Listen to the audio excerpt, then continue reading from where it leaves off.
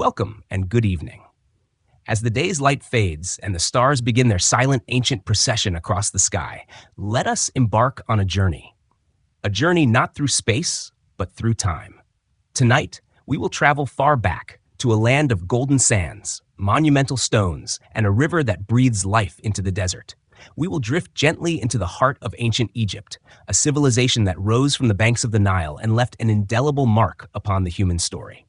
Our destination is a specific luminous point in this vast history, the era of Tutankhamun.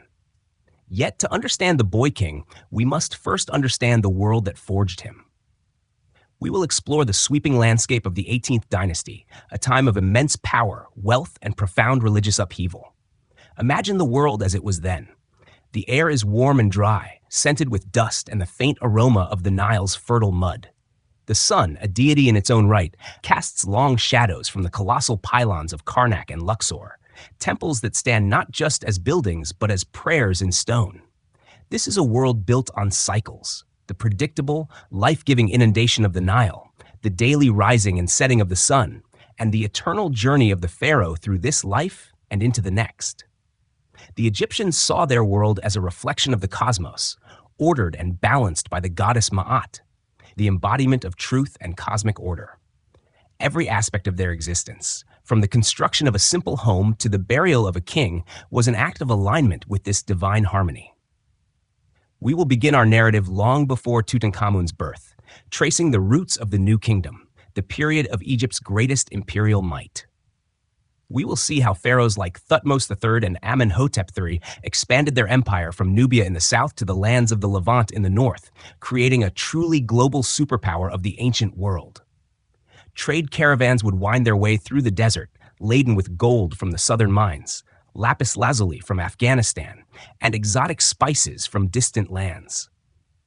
This incredible wealth fueled a building boom on an unprecedented scale, giving rise to the grandeur we associate with this era. And yet, this golden age was not without its shadows. As we move closer to the time of Tutankhamun, we will encounter one of the most tumultuous and enigmatic figures in all of Egyptian history, Akhenaten, the heretic king. He was a revolutionary, a pharaoh who dared to dismantle the entire religious system of his ancestors. He cast aside the pantheon of gods and goddesses, Amun-Ra, Osiris, Isis, in favor of a single, all-encompassing deity, the Aten, the sun disk itself. This radical change sent shockwaves through Egyptian society, from the high priests in their temples to the humble farmers in their fields. The capital was abandoned, a new city was built, and an artistic revolution was born, one that captured the world with a new sense of naturalism and human emotion. It is into this world of incredible change and deep-seated conflict that Tutankhamun is born. His life, though tragically brief, is a microcosm of this era's profound shifts. He inherited not a stable throne, but a deeply divided kingdom. We will explore his reign, a quiet but significant period of restoration, where he and his advisors worked to heal the spiritual wounds left by his father's revolution. We will follow the meticulous process of his restoration of the old gods and the return of the capital to Thebes. Finally, we will arrive at the discovery of his tomb in 1922. The moment Howard Carter and Lord Carnarvon peered into that small, dark antechamber, they did more than find a burial chamber. They reopened a window into a world lost for over 3 millennia. The sheer spectacle of the golden coffins, the ornate shrines, and the countless treasures offered an unparalleled glimpse into the life and death of a pharaoh. It is a story of adventure, archaeology, and the enduring power of history to surprise and captivate us.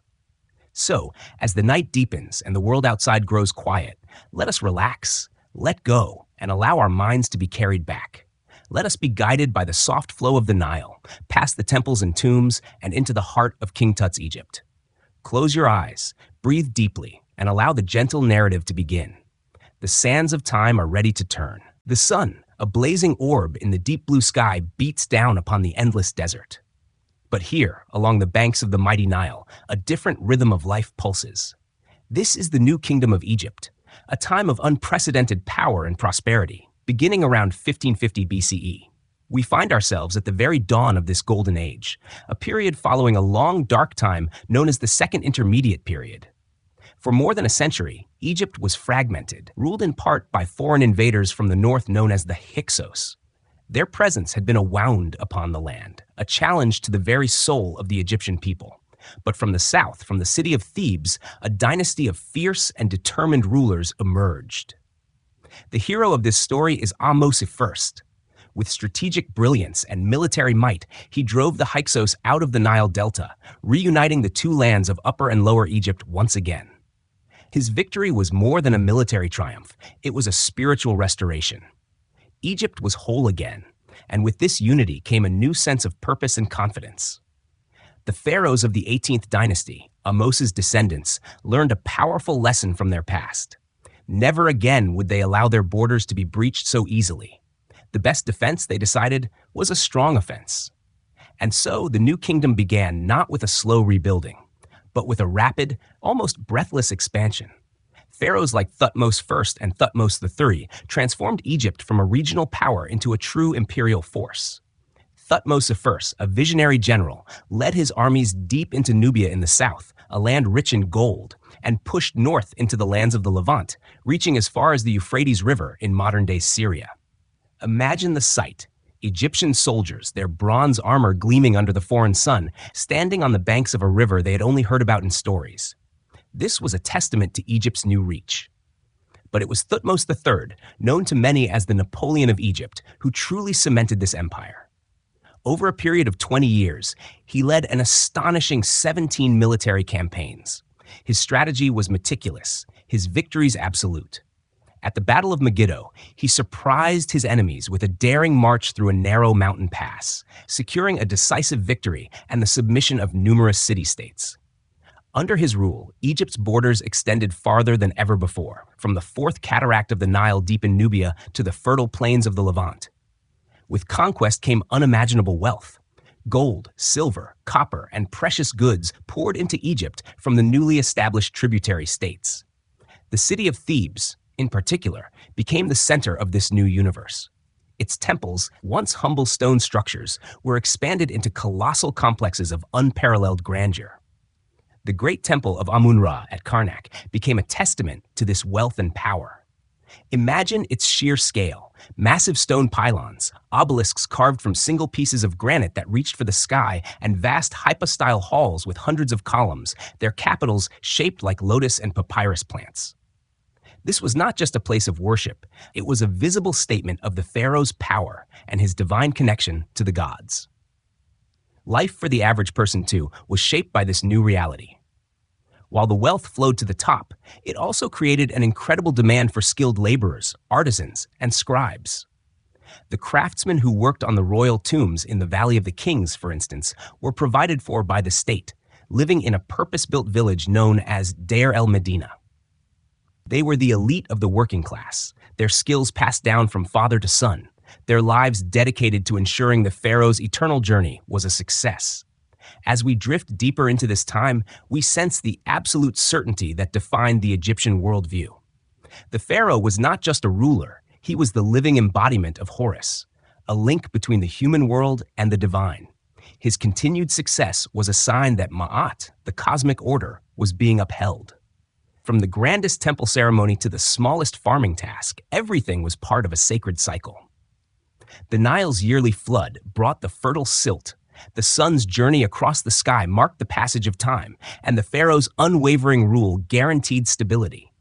This was the world that would one day give birth to Tutankhamun, a world of magnificent temples and powerful pharaohs, built on a foundation of military conquest and incredible wealth.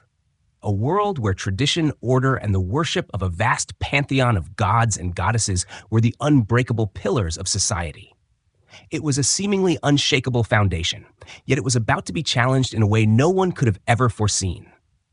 As the sun sets over the great city of Thebes, casting a warm golden glow upon the colossal statues and temple walls, we find ourselves in an era that represents the very zenith of this new kingdom prosperity.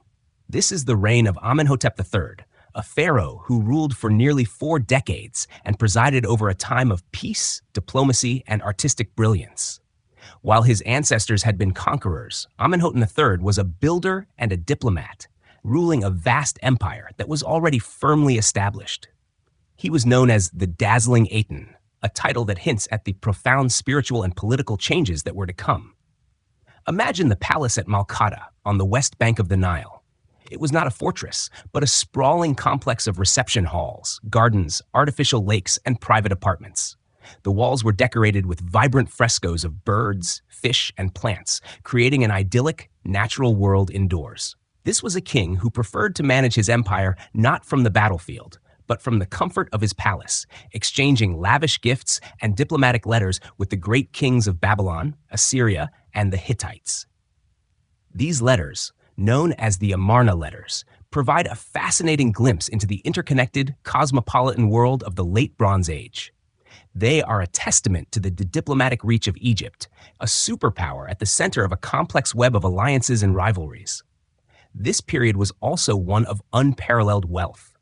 The gold mines of Nubia, under tight Egyptian control, supplied a constant stream of precious metal. Artists and craftsmen, fueled by this seemingly endless supply of resources, created masterpieces that still awe us today. Think of the immense statues of Amenhotep III at the entrance of his mortuary temple, known as the Colossi of Memnon. They were a silent, stoic presence, watching over the fields and the river, symbols of a king whose power was so absolute it seemed to be part of the very landscape. The Temple of Luxor, too, was a grand architectural project of his reign, a place of profound religious festivals and ceremonies. Its magnificent colonnades and courtyards were designed to honor the gods and to celebrate the divine legitimacy of the pharaoh. Amenhotep III was a pharaoh who reveled in the splendor of his own image. He commissioned more statues and monuments than any previous Egyptian king, portraying himself in various guises, as a powerful warrior, a wise ruler, and a beloved son of the gods. His great royal wife, Queen Taye, was also a prominent figure. Unlike many queens before her, she was not just a symbol, but a visible partner in her husband's rule. Her name and image appeared on monuments alongside his, a sign of her immense influence and status. She was a woman of intelligence and strength, whose presence at court would have been a constant and powerful force. The religious landscape was seemingly stable during this time, dominated by the powerful priesthood of Amun-Ra at Thebes. The cult of Amun was incredibly wealthy and influential, its temples a hub of both spiritual and economic power. Yet, a subtle but significant shift was beginning to occur. Amenhotep III had a special devotion to the Aten, the visible disk of the sun. While this was not a radical change, it did elevate one god above the others, perhaps as a way for the king to assert his own unique divine connection. He even used the title, the Dazzling Aten, suggesting a personal link to this specific aspect of the sun god. This focus on the Aten, while still part of the traditional pantheon, would later become the seed of a profound and world-changing revolution. As we imagine the tranquility of this era, the slow pace of life in the countryside contrasted with the bustling grandeur of the capital, it's important to remember that this peace was not built on a fragile truce, but on the solid foundation of a powerful empire. The Nile flowed, the temples were built, and the king was at the very center of it all, a divine representative on earth. This was a time of abundance, stability, and artistic innovation.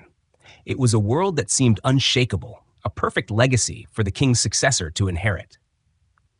But what happens when the chosen successor has a vision so radical, so completely different from everything that came before, that it threatens to shatter the very foundations of this golden age? The answer lies in the dramatic and enigmatic reign that was to follow. We have drifted from the time of a king who presided over an empire at its peak, a ruler of peace and monument building. Now, a new sun rises, and with it comes a profound and startling change. We are now in the reign of Amenhotep IV, the son of Amenhotep III and the powerful queen Tiye.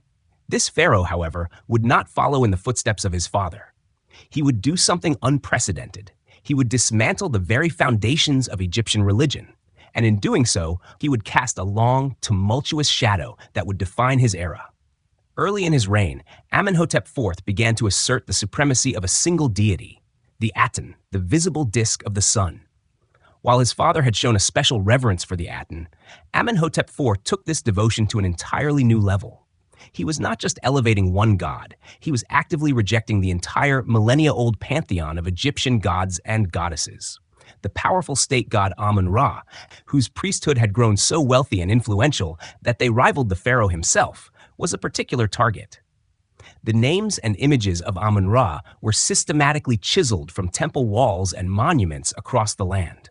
This was a clear message, a declaration of war on the established religious order. To signal this break with the past, the king underwent a radical transformation of his own. He changed his name from Amenhotep, Amun is pleased, to Akhenaten, effective for the Aten. This was more than a mere change of name. It was a complete redefinition of his identity and his role as pharaoh. He was now the sole prophet and intermediary of the Aten. The Aten was not to be worshipped in the traditional way with statues and idols, but rather through the living presence of the pharaoh himself. This was a radical form of monotheism, or more accurately, monolatrism, where one god is worshipped above all others.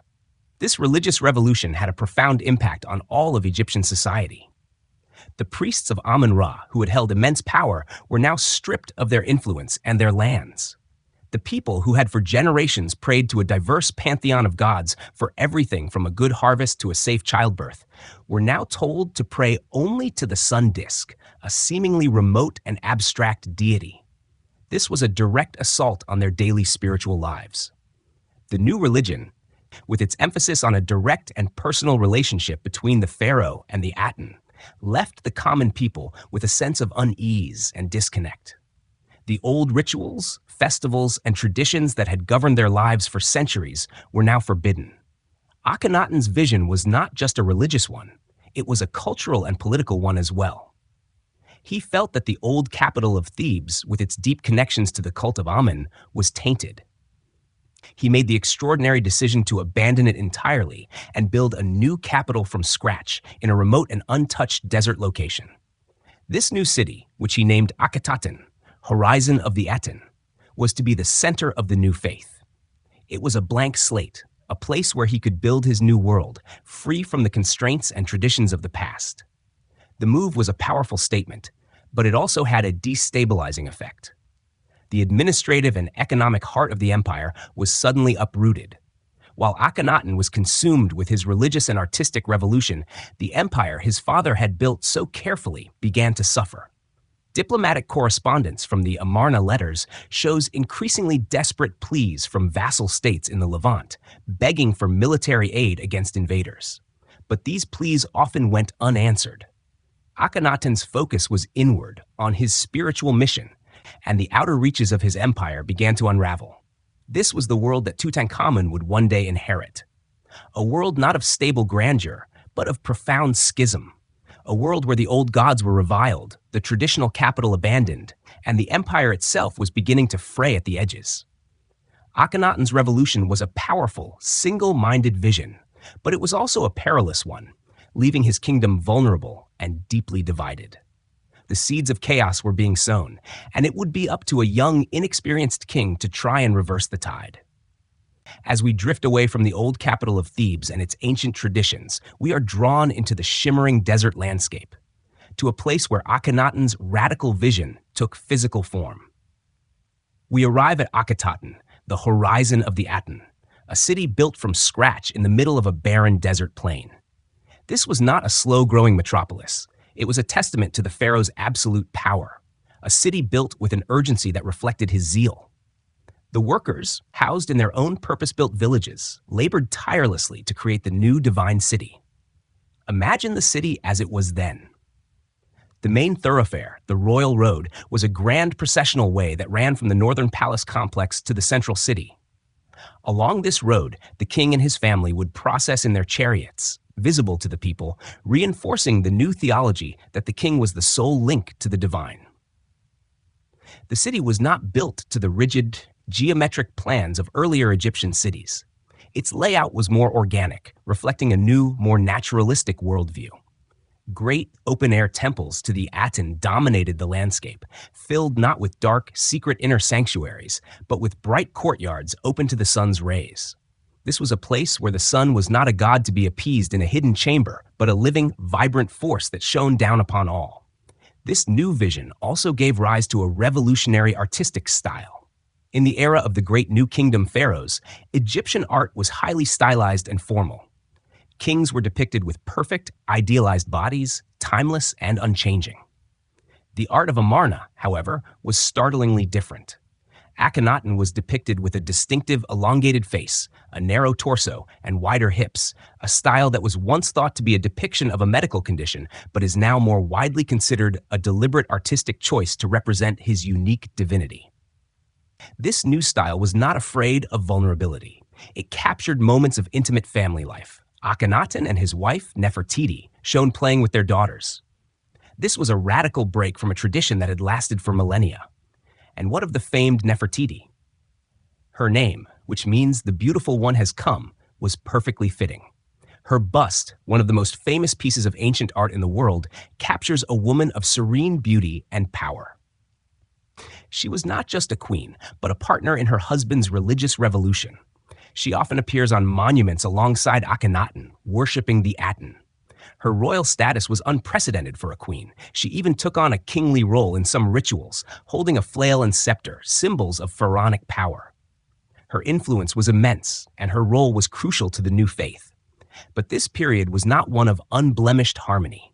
The city of Akhenaten, for all its revolutionary splendor, was built on a foundation of political and religious turmoil. The old guard of priests, now powerless, must have seethed in silent fury. The public, cut off from their traditional gods and rituals, must have felt a deep sense of unease. The artistic naturalism, for all its beauty, also contained a hidden propaganda, constantly reinforcing the new religious order. This was not just a city, it was a statement, a visual and spiritual manifesto. Akhenaten's revolution, for all its ambition, was ultimately fragile. It was a single-minded vision that depended on the absolute will of one man. When that will was gone, what would happen to this city and this faith that had been forced upon a reluctant populace? As we sense the silence of the city, the open courtyards bathed in a sun that no longer had a name, we realize that this world was not meant to last. It was a temporary, audacious experiment, a brilliant and beautiful chapter that was destined to close, leaving a deeply scarred legacy for the young king who was to follow. As we leave the silent, sun-baked city of Akhenaten, we enter a time of great uncertainty. The radical reign of Akhenaten has ended, and a young boy now sits upon a fractured throne. This is Tutankhamun, born as Tutankhaten, the living image of the Aten. He is a child of the revolution, likely the son of Akhenaten and one of his minor wives, though his parentage remains a topic of scholarly debate. He inherited a kingdom in crisis. The old priests of Amun-Ra, stripped of their power and wealth, longed for a return to tradition. The people, disconnected from their ancestral gods, felt a profound sense of spiritual emptiness. And the empire itself, neglected by a king more interested in theological matters than military might, was teetering. The young king's ascension, around the age of 8 or 9, was a moment of immense political consequence. He was not old enough to rule alone, and so a regency was formed, led by powerful figures who had survived the tumultuous Amarna period. Chief among these were the vizier Ai and the general Horemheb. These two men, pragmatic and experienced, understood that the new faith of the Aten was a failed experiment. It had alienated the powerful priesthood, destabilized the economy, and threatened to unravel the social fabric of Egypt. The young king was a malleable figure, a perfect instrument for a return to the old ways. The first and most significant act of Tutankhamun's reign was a complete reversal of his father's policies. He changed his name from Tutankhaten to Tutankhamun, the living image of Amun. This change was not just a symbolic gesture.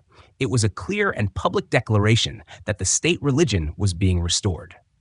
He and his court officially abandoned the city of Akhenaten, leaving it to the silent winds of the desert. The capital was moved back to Thebes and Memphis, the traditional centers of power. The old temples, once defaced and neglected, were repaired and reopened. The priesthood of Amun was reinstated to its former glory, its immense wealth and influence restored. This move was a profound act of reconciliation. Tutankhamun's court understood that to save the kingdom, they had to embrace the past. The return to the traditional gods, to Amun-Ra and the great pantheon, was not just a religious decision, but a deeply political one.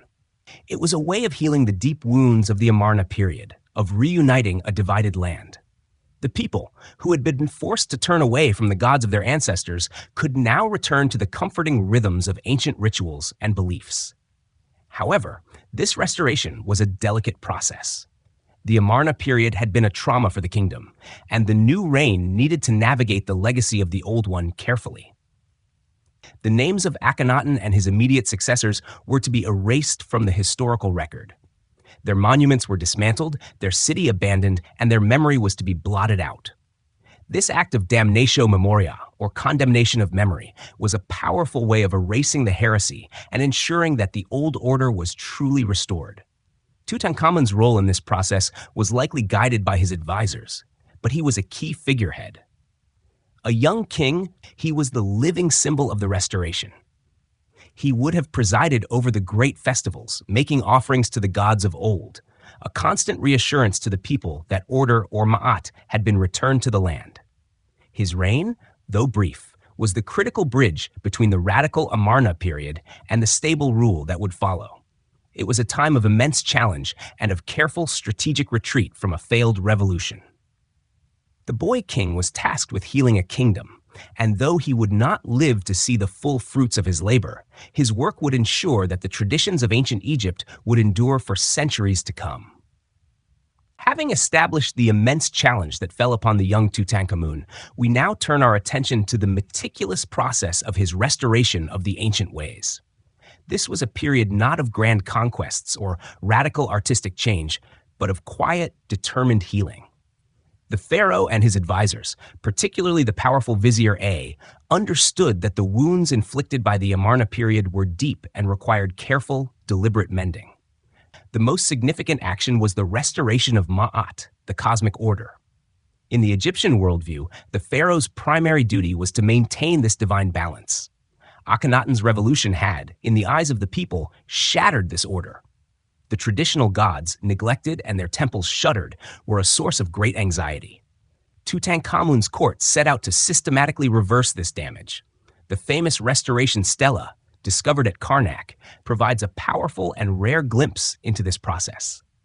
It tells of the desecration of the temples during the time of Akhenaten, stating that the temples of the gods and goddesses had fallen into decay, their shrines had become desolate.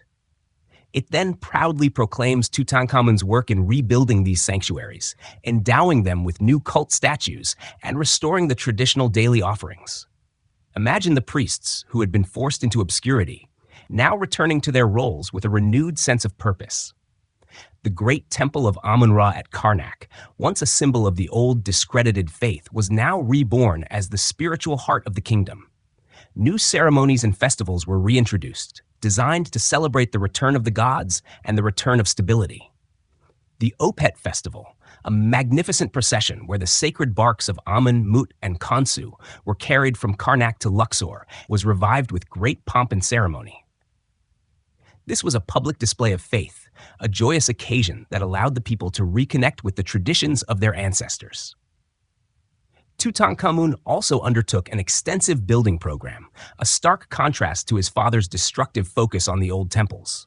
He commissioned new monuments and shrines for the gods, not in a new experimental style, but in the traditional, conservative artistic style that had predated the Amarna period. This was a deliberate choice to link his reign with the stable and powerful pharaohs who had come before Akhenaten. The art from this time, while beautiful, lacks the revolutionary naturalism of Amarna. The figures of the pharaoh and the gods are once again idealized and formal, a sign that tradition and order had been reasserted. Beyond the grand temples, the restoration efforts would have touched every corner of the kingdom. Local shrines and smaller cults would have also been reestablished. The day-to-day lives of the people would have been shaped by this return to tradition. The festivals and rituals that marked the seasons and the agricultural cycles were now back in their proper place, providing a sense of comfort and predictability after a period of unsettling change. The farmers working the fields along the Nile, the craftsmen in their workshops, and the merchants in the bustling markets all would have felt the subtle but profound effect of this return to normalcy. Tutankhamun's reign was a time of healing, but it was also a time of political maneuvering. While he was the public face of the restoration, the real power rested with his advisors, A and Horemheb. They used the young king's authority to consolidate their own power and to systematically erase the memory of their political and religious rivals. The fate of Tutankhamun's reign and his legacy was in their hands. Though he would only live for a short time, his work in restoring order would lay the groundwork for a complete political and religious rebirth that would take place under his successors. His was a quiet, yet crucial chapter in the long story of ancient Egypt. Our gentle journey through the history of King Tut now takes a solemn turn as we approach the end of his brief and impactful reign. Tutankhamun's life, though filled with the immense responsibility of restoring a kingdom, was tragically short. He died around the age of 19, a young man on the cusp of true adulthood. His death was unexpected, a sudden interruption in the meticulous plans of his court. The circumstances of his passing are still debated by scholars today, with various theories ranging from a chariot accident to an infection. What is certain is that his untimely death set in motion a frantic and urgent process, the preparation for his eternal journey. In ancient Egypt, death was not the end, but a transition to a new existence in the afterlife. The pharaoh's burial was the most important ritual of his life, an elaborate and sacred process designed to ensure his successful rebirth. For a king who died so young, the preparations must have been rushed. His final resting place was likely not the grand tomb that had been planned for him. The tomb of a pharaoh was a massive, multi-year construction project, and one for Tutankhamun would have only just begun.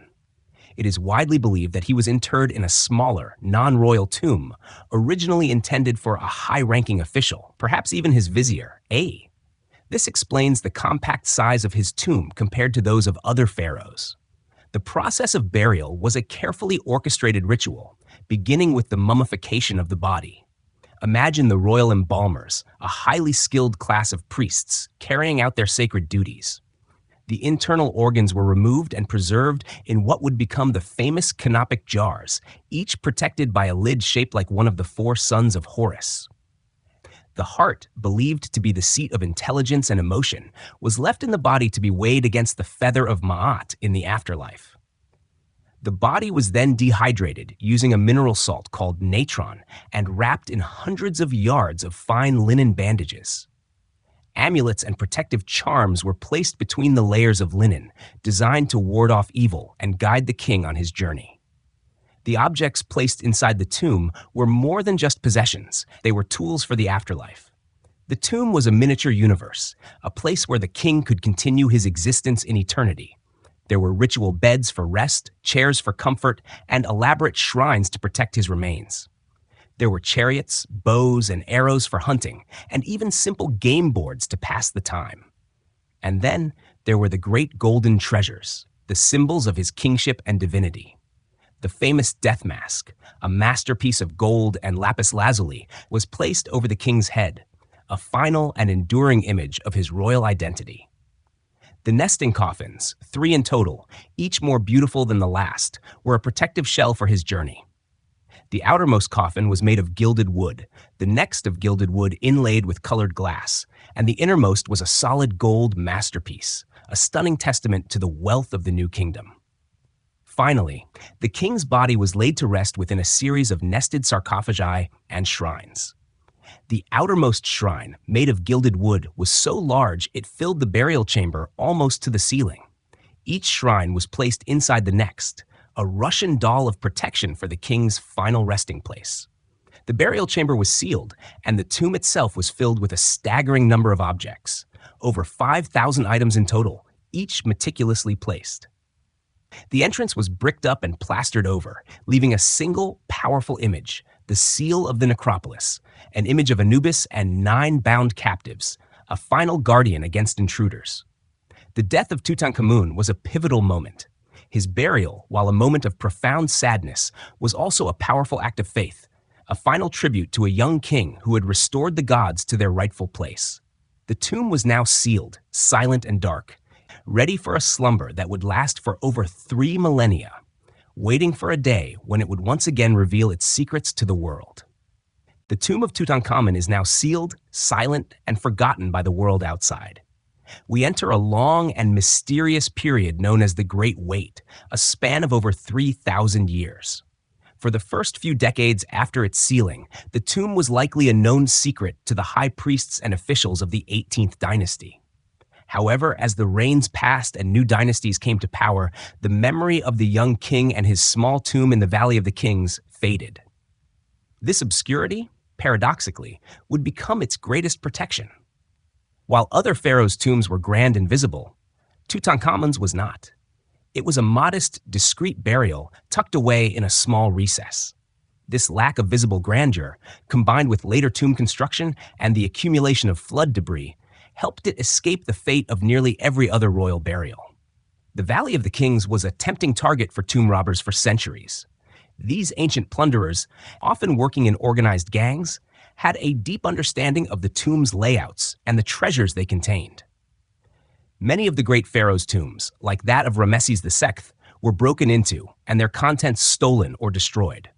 The sheer number of ransacked burials is a testament to the persistent and destructive nature of these ancient heists. But Tutankhamun's tomb was different. It did not escape completely unscathed. Evidence suggests that the tomb was breached twice, likely within a decade of its sealing. The ancient seals on the door were broken and then resealed by necropolis officials, a sign that the tomb was compromised. These initial robberies, however, were not thorough. It seems the thieves were able to make off with some smaller, easily portable items, perhaps perfumes, oils, and some jewelry from the outer antechamber. They did not, for reasons unknown, manage to penetrate the sealed burial chamber itself. This was a stroke of incredible luck, a brief and failed attempt at plundering that ultimately saved the most spectacular treasures for a later age. As time wore on, the tomb became buried and forgotten. Later, during the reign of Ramesses VI, another tomb was constructed directly above it. The workers' huts and debris from this massive project were simply dumped over the entrance to Tutankhamun's tomb, burying it completely and obscuring any trace of its existence. The tomb was effectively sealed beneath a mountain of rubble, a protective blanket of ancient construction debris that would hide it from all future would-be robbers and looters. The historical record itself contributed to this forgetting.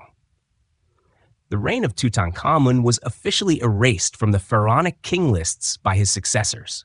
He was a son of the heretic Akhenaten, and the court wanted to ensure that the entire Amarna period was wiped from the public memory. For 3 millennia, the tomb lay undisturbed. The hot, dry climate of the Valley of the Kings, along with the protective layers of stone and rubble, ensured that the delicate contents within were preserved in near-perfect condition. The gold did not tarnish, the wood did not rot, and the painted surfaces retained their vibrant colors. Outside, the world changed dramatically. Empires rose and fell. Greece and Rome came and went.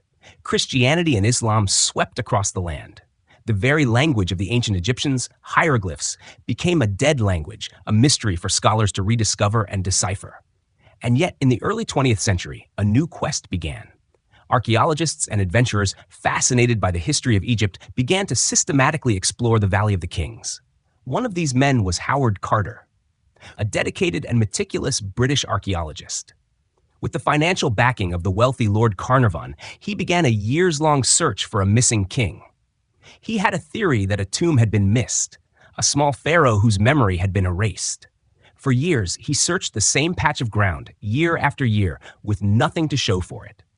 Just as his patron was about to pull funding, Carter made one final plea for one last season. Little did they know that they were standing on the very cusp of the most spectacular archaeological discovery in history, a moment that would bring the silence of millennia to an end. Our journey through time culminates at a moment that would electrify the world. After years of searching the Valley of the Kings, Howard Carter and his team, in their last and most desperate season, made their monumental discovery. On November 4th, 1922, a water boy, or perhaps one of the workmen, stumbled upon a stone step that had been buried for millennia. This single step led to an entire staircase, which in turn led to a sealed doorway bearing the official stamp of the necropolis. Lord Carnarvon, Carter's patron, was summoned from England with a simple but unforgettable telegram. have made wonderful discovery in Valley, have come on a magnificent tomb with seals intact, recovered same pending your arrival. Congratulations.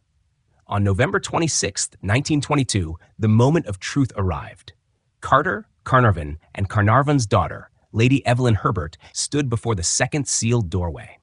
With a small group of witnesses, Carter made a tiny hole in the upper left-hand corner of the door. He held up a candle and peered inside. The air, trapped for over 3,000 years, rushed out, carrying with it a scent of ancient dust and a hint of something else, something undefinable. Lord Carnarvon, unable to bear the suspense, asked, "Can you see anything?" Carter's famous reply, delivered with a mix of awe and disbelief, was, "Yes, wonderful things." The antechamber was not empty. It was filled to the ceiling with treasures, gilded beds shaped like mythical beasts, dismantled chariots, chests filled with textiles, and countless objects of art and daily life. But the most significant find was another sealed door, flanked by two large black statues of the king. This was the door to the burial chamber itself, and it was still sealed with the official necropolis stamp.